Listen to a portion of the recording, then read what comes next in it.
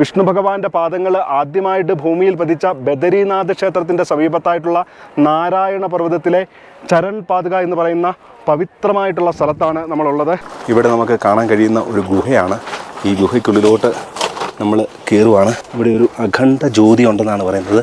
ഇതുണ്ടോ, ഒരു അഖണ്ഡ ജ്യോതിയാണ് ഇത്. ബദരീനാഥ് വരുന്ന അധികം ആൾക്കാർക്കൊന്നും അറിയത്തില്ലാത്തൊരു സംഗതിയാണ്. ബദരീനാഥ് ക്ഷേത്രത്തിൻ്റെ പരിസരത്തായിട്ട് പൗരാണിക പ്രാധാന്യമുള്ള അനേകം സ്ഥലങ്ങൾ നമുക്ക് കാണുവാനായിട്ട് സാധിക്കും. ഇതിൽ ഏറ്റവും പ്രാധാന്യമുള്ള സ്ഥലമാണ് വിഷ്ണു ഭഗവാന്റെ പാദങ്ങൾ ഭൂമിയിൽ ആദ്യമായിട്ട് പതിച്ച ചരണപാതുക എന്ന് പറയുന്ന സ്ഥലം. ഈ ചരണപാതുകയിലേക്കാണ് നമ്മൾ ഇന്ന് ആദ്യമായിട്ട് പോകുന്നത്. നമ്മൾ ബദരീനാഥ് ബസ് സ്റ്റാൻഡിൻ്റെ അവിടെ നിന്ന് ഏകദേശം ഒരു 100 മീറ്റർ മുന്നോട്ട് വരുമ്പോഴത്തേനും ഇതുപോലെ ഇടതുവശത്തോട്ട് താഴോട്ട് ഒരു വഴി കാണാം. ഈ വഴി തുടങ്ങുന്നതിൻ്റെ ഇവിടെയായിട്ട് നമുക്ക് ഇതുപോലെ ഒരു ബോർഡും കാണാം. ഇവിടുത്തെ പ്രധാനപ്പെട്ട സ്ഥലങ്ങളൊക്കെയാണ് എഴുതി വെച്ചിരിക്കുന്നത്. നമ്മൾ ഇതുവഴി തന്നെയാണ് ഈ ചരൺ പാതുകയിലേക്ക് പോകുന്നത്. നമ്മൾ ആദ്യം ചരൺ പാതുകയിലേക്കാണ് പോകുന്നത്. ചരൺ പാതുകയിൽ പോയിട്ട് തിരിച്ചു വരുന്ന വഴിക്ക് നമ്മൾ മറ്റ് പ്രധാനപ്പെട്ട സ്ഥലങ്ങളൊക്കെ കാണും. നമ്മൾ ഈ വഴിയെ കുറച്ച് താഴോട്ട് ഇങ്ങനെ വരുമ്പോഴത്തേനും ഇതുപോലെ ഒരു മെയിൻ വഴിയിലോട്ടാണ് വരുന്നത്. ഇപ്പോൾ നമുക്ക് ഇവിടുന്ന് വലതുവശത്തോട്ട് തിരിഞ്ഞാണ് പോകുന്നത്. ഇങ്ങനെ വലതുവശത്തോട്ട് തിരിഞ്ഞ് പോകുമ്പോഴത്തേനും ഇവിടെ ചെറിയൊരു തൂക്കുപാലം കാണാം. ഈ പാലത്തെ കൂടെ കയറിയാണ് നമുക്ക് പോകേണ്ടത്. നമ്മൾ ഈ പാലത്തെ കൂടെ കയറി, ഈ പാലം അളകനന്ദ നദിക്ക് കുറുകെയുള്ള ഒരു തൂക്കുപാലമാണ്. നമ്മളിപ്പോൾ ഈ അളകനന്ദ നദിയുടെ കുറുകെയുള്ള തൂക്കുപാലത്തിൻ്റെ ഏകദേശം നടുക്കായിട്ടാണ് നിൽക്കുന്നത്. നമുക്കിനി ഇവിടുന്ന് ഏകദേശം ഒരു 2-2.5 കിലോമീറ്ററോളം നടക്കാനുണ്ടായിരിക്കും.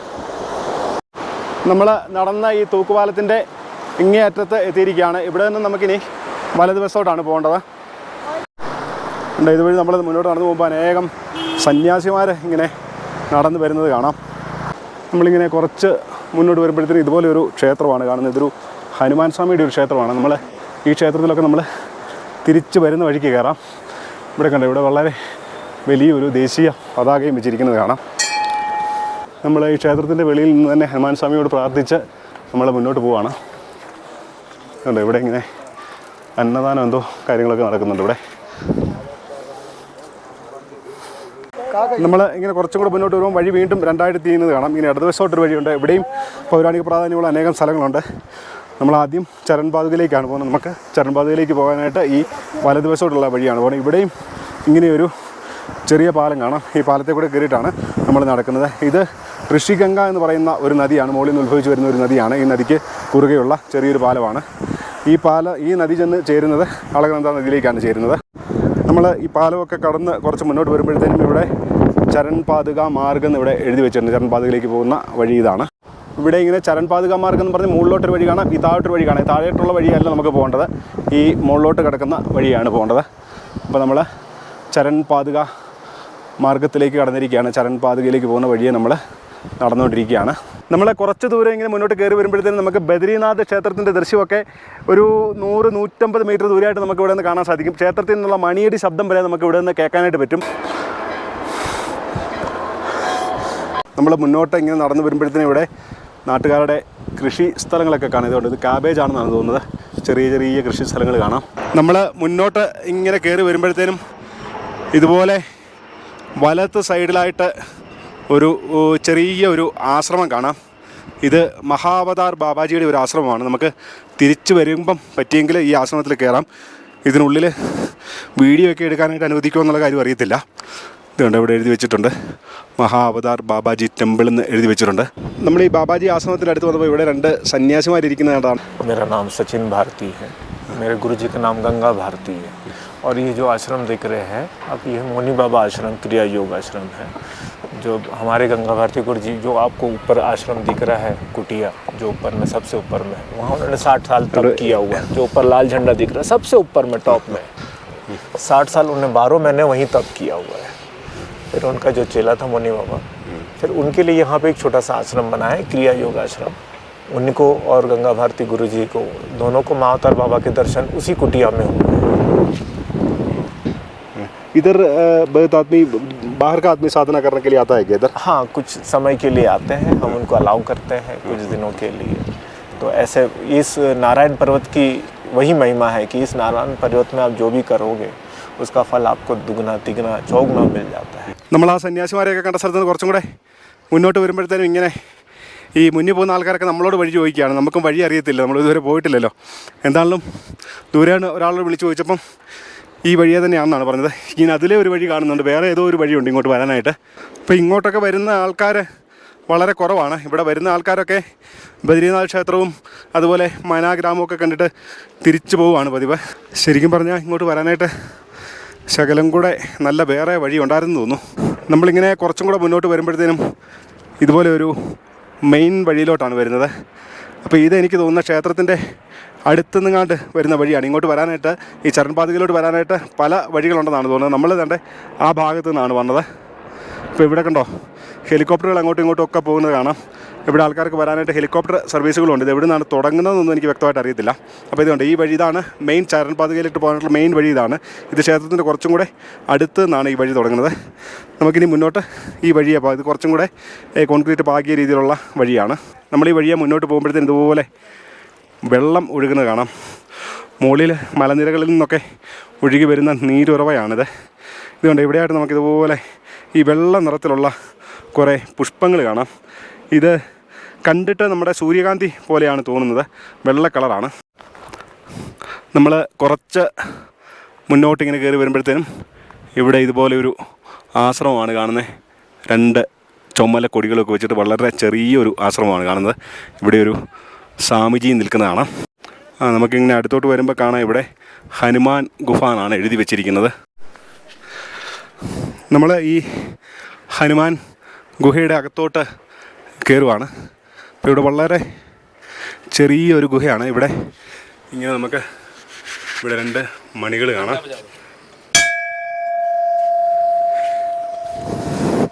അപ്പം നമ്മളിങ്ങനെ അകത്തോട്ട് കയറുമ്പോൾ തന്നെ നമുക്ക് ഇവിടെ ഒരു ശിവലിംഗമാണ് കാണാൻ സാധിക്കുന്നത്.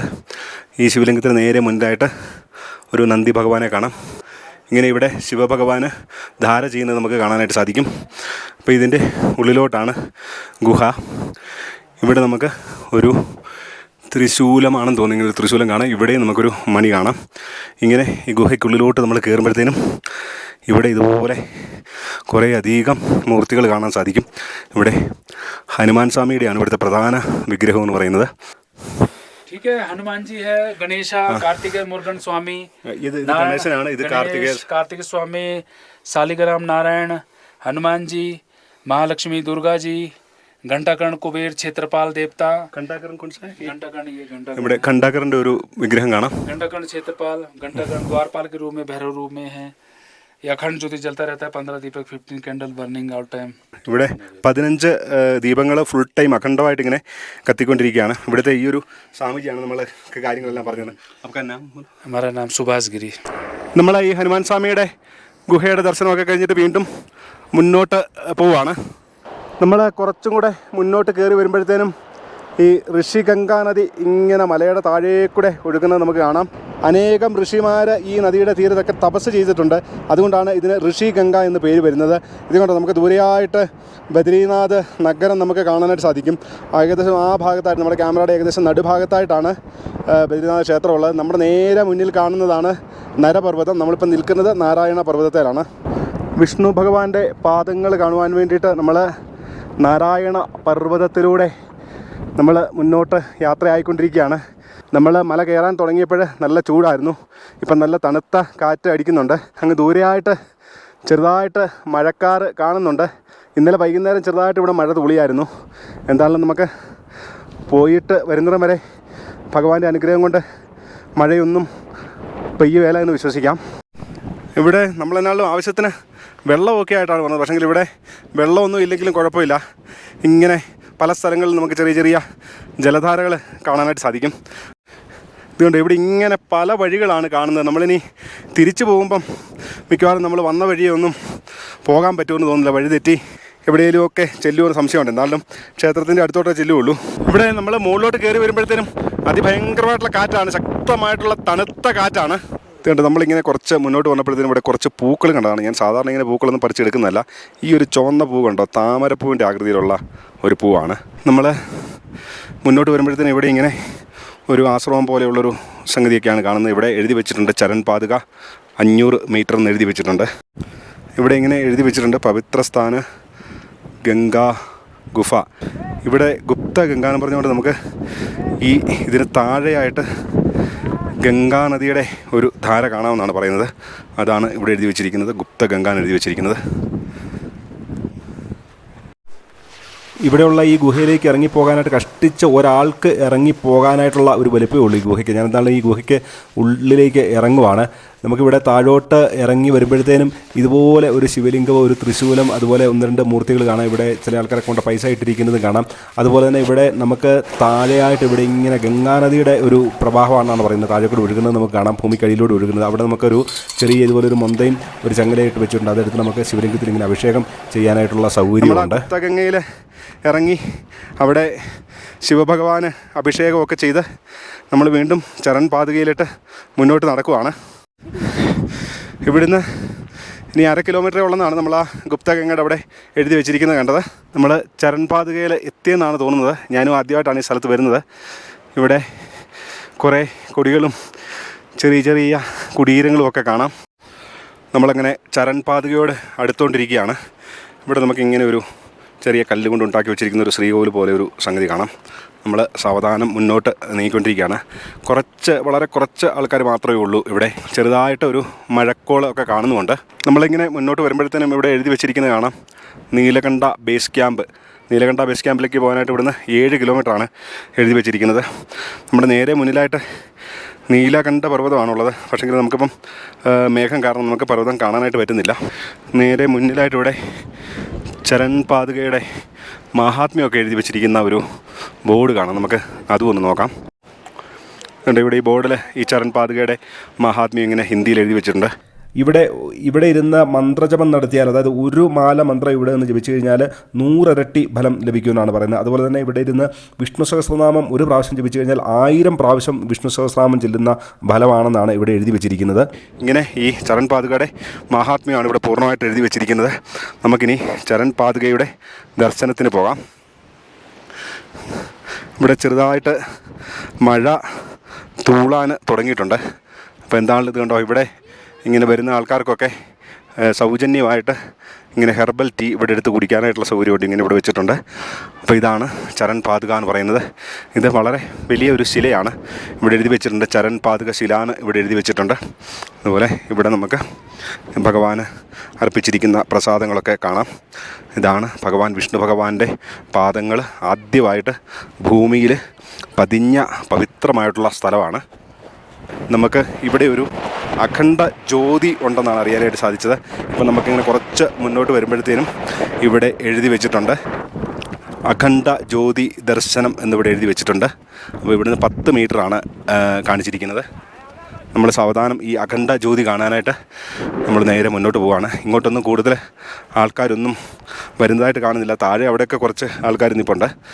നമ്മൾ അഖണ്ഡ ജ്യോതി ദർശനത്തിനായിട്ട് പോവുകയാണ്. ഇവിടെ എല്ലാവർക്കും വരുന്നവർക്കെല്ലാം തുളസി കൊണ്ടുണ്ടാക്കിയിട്ടുള്ള ഹെർബൽ ടീ ഉണ്ട്. അത് ആവശ്യക്കാർക്ക് എടുത്ത് ഉപയോഗിക്കാമെന്നാണ് അവിടെ എഴുതി വെച്ചിരിക്കുന്നത്. ഇവിടെ കപ്പും ഒക്കെ ഉണ്ട്. ഇവിടെ പ്രസാദവും ഇവിടെ വെച്ചിട്ടുണ്ട്. അപ്പോൾ ഇതാണ് അഖണ്ഡ ജ്യോതിയിലേക്ക് പോകുന്ന വഴിയാണ്. ഇവിടെ അറിയത്തില്ല, അവിടെ ഭാഗത്ത് സ്വാമിമാരോ വല്ലതും ഉണ്ടോ, ധ്യാനിക്കുന്ന വല്ലതും ഉണ്ടോ എന്നറിയത്തില്ല. ഇവിടെ ഇങ്ങനെ ഋഷി കേവൻ എഴുതി വെച്ചിട്ടുണ്ട്. നമ്മൾ സാവധാനം ഈ ഗുഹയ്ക്കകത്തോട്ട് കയറുവാണ്. ഇവിടെ ഒരു അഖണ്ഡ ജ്യോതി ഉണ്ടെന്നാണ് പറയുന്നത്. ഇതിനകത്ത് ആരുമില്ല. ഞാൻ എന്നാലും നമ്മൾ ദൈവികമായിട്ടുള്ളൊരു കാര്യമാണ് ചെയ്യുന്നത് എന്നുള്ള ബോധ്യത്തോടു കൂടിയിട്ടാണ് ക്യാമറയുമായിട്ട് ഇതിനകത്തോട്ട് കയറിയിരിക്കുന്നത്. അതുകൊണ്ട് ഇവിടെയൊക്കെ എനിക്ക് തോന്നുന്ന ഋഷിമാരൊക്കെ ധ്യാനിക്കുന്ന സ്ഥലങ്ങളൊക്കെയാണ്.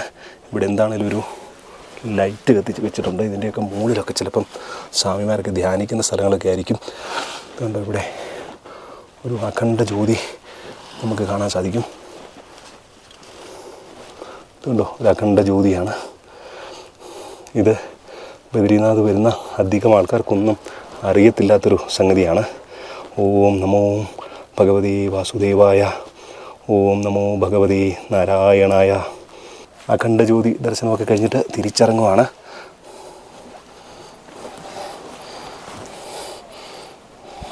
ഈ ചരൺ പാതുകയുടെ സമീപത്തായിട്ട് ഇടതുവശത്തായിട്ട് ഇവിടെ ഇങ്ങനെ ഒരു ചെറിയൊരു കുടീരം കാണാം. എന്താണെന്ന് അറിയത്തില്ല. അങ്ങോട്ട് പോവുകയാണ്. ഇവിടെ ഒരു മെഡിറ്റേഷൻ ഘട്ടമാണ് കാണുന്നത്. ഇവിടുത്തെ കാര്യങ്ങളൊക്കെ ഇവിടെ ഡീറ്റെയിൽ ആയിട്ട് എഴുതി വെച്ചിട്ടുണ്ട്.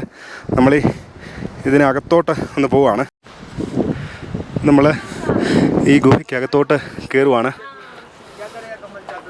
അപ്പോൾ ഇതാണ് ഇവിടെ ഒരു സ്വാമിജി ഉണ്ട്. मेरा नाम है बुद्धिनाथ योगी. मैं पिछले 15 वर्षों से यहाँ चरण पादुका में रहता हूँ.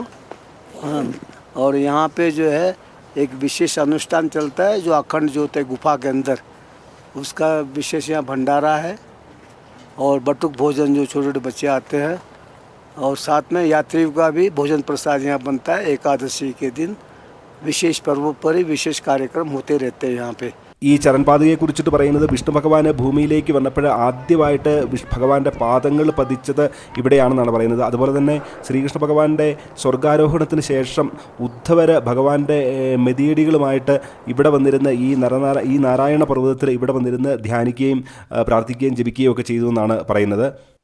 ബദരീനാഥ് ക്ഷേത്രത്തിൻ്റെ അടുത്തായിട്ട് നാരായണ പർവ്വതത്തിൽ ഭഗവാൻ നാരായണൻ്റെ പാദങ്ങൾ ആദ്യമായിട്ട് ഭൂമിയിൽ പതിച്ച ചരണപാതുകയുടെയൊക്കെ ദർശനം കഴിഞ്ഞിട്ട് നമ്മൾ തിരിച്ചിറങ്ങുകയാണ്.